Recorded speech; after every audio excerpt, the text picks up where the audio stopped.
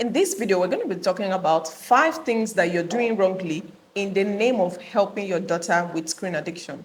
I know you're worried about your daughter's phone usage and you want her to stop. You want her to stop letting the phone control her. You want her to be in charge of her time, but we do it wrong. So instead of solving the problem, we create all kinds of drama. We get into tough corners and situations with them and we leave the matter worse. Now, number 1 is that we turn it into a war. We turn the correction into a war. So you start attacking your daughter instead of attacking the character, the behavior, the activity. So what you want to do is to correct that act and not to start war. So we do things like dragging the phone away from them, making jest of them in the public, embarrassing them in the public, in the name of that correction. It doesn't work that way because she's going to feel like you are attacking her person and she's going to start either being resentful or disobedient. And that is not also what you want. So that's a wrong way of correcting your daughter. Another flip side is that she can even start being secretive. She can start hiding the password, using a password you will not get, opening an account you don't even know about, doing all kinds of things to stay away from your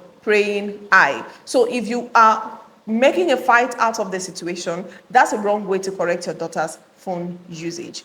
Number 2, focusing on the phone, not the reason. If your entire focus is on the phone, you're using phone too much, you use the phone for 10 hours and all of that, there's a reason behind that phone usage. There's boredom, there's probably low self-esteem, there's probably fear of missing out. All these are reasons fueling her long usage of the phone. So you want to be able to address that thing, the root cause, the reason, because if you're able to address that reason, the battle is half solved. But if you keep emphasizing on the phone, we're using phone too much, she doesn't know an alternative. In fact, sometimes even if you remove the phone, she'll find an alternative because an Igbo adage will say, "Ihe na-ebe ka na-ebe." So there's something that is leading to that. There's no smoke without fire. If you just want to grab the smoke, you're not putting out the fire will always produce another set of smoke. So that's why you want to be able to deal with the root cause of that elongated use of phone. So have a conversation. Is there a secret chat she's having? Is there a gist she's trying to catch up with? Does she have, maybe she wants to be able to make money from her content, so she's always posting. There's always a leading cause. There's always a reason. So if you find what that reason is, you've solved half the problem. Now let's go to number 3. Number 3 reason is inconsistency with rules. This one is very important and a lot of parents do it. This day, you're very clear on the rules. You're telling her, this is how it has to be. This is how long you must use phone and you have to drop the phone 9 p.m. every day. So day 1, she breaks the rule and then you are very clear. Okay, this is what the consequence is. You're not going to use the phone for another 3 days or whatever the consequence is. And then that's day 1. Day 2 or by day 4, you're already tired. You are already, you are saying something like, I will not kill myself. I did not kill my parents. You will not kill me. Well, that is you being inconsistent. And one of the dangers of inconsistency in parenting is that it will give you a negative result.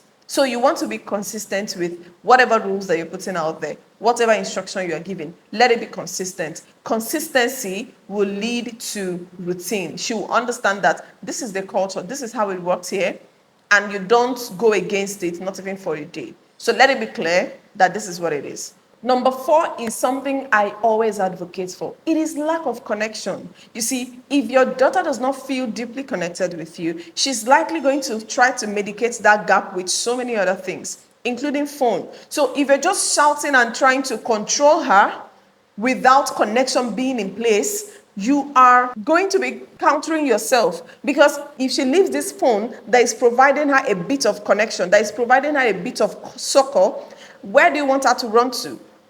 There's no conversation with you. There's never a moment of mommy and daughter or daddy and daughter. She doesn't have a place in your life apart from providing her basic needs. If she feels I don't have a place here, there's no safe zone. My mom, I can't have a chat with her. I can't talk to her about life, about situations. She'll be having a hard day.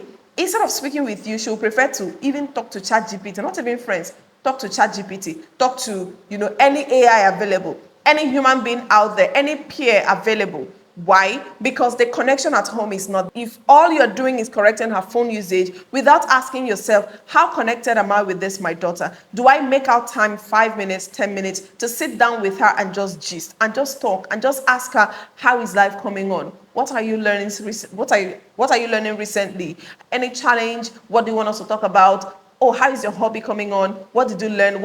Are you able to practice your hobby every day? Those kind of conversations will make her feel important, will put that validation. And then even obeying you becomes super easier because she knows, I don't want to ruin this relationship. And she's going to work really hard to make sure that she does what should be done. She does the right things, because that's one way to preserve the relationship. And finally is not modeling it. If you're not modeling what you want her to learn, if you're not living by example, it's over. Because children will do what they say you do, not what you say.